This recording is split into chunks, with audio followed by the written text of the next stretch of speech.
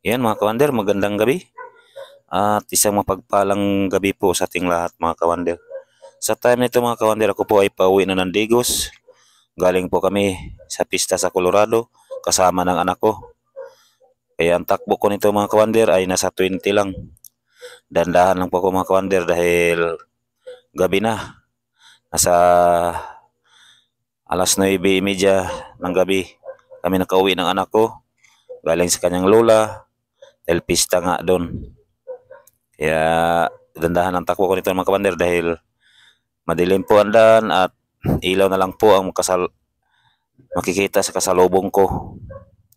At dito banda mga kawander ay nasa 3 de Mayo na po ako nito.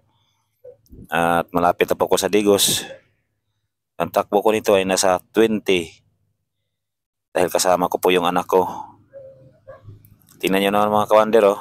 Ilaw lang ang makikita sa kasalubong ko. Yan, oh. Madilim na kasi mga kawander at saka gabi na. Kaya dandahan lang po ako rito sa pagtakbo. Dahil nandito yung bunso kong anak, kasabay ko sa pag-uwi. Galing sa Colorado. Nandito banda mga kawander, ito ay 3 de Mayo sa may bingkahan. Yan, oh. Ang dilim. Talagang madilim ang daan mga kawander. Kaya ingat po tayo mga kawander. At pasensya na po kayo sa video ko kung maalog. Dahil hinawakan ko lang po ito sa kaliwa kong kamay. Ayan mga kawander, oh. Habang isa kong kamay naman ay nasa escalator sa motor. Ayan, makikita nyo mga kawander, yan po ay bingkahan yung maraming ilaw. Kaya dandahan lang takbo ko nito. Dahil kasama ko po yung anak ko. Pagpasensyahan nyo na mga kawander. At paki-share, paki-like na lang sa video ko. Kung sa hindi pa nakapalo, baka naman ipalo nyo si Wonder Papa. Supportaran nyo si Wonder Papa mga kawander. Ingat po tayong lahat. Lalo na pag nasa karsada tayo.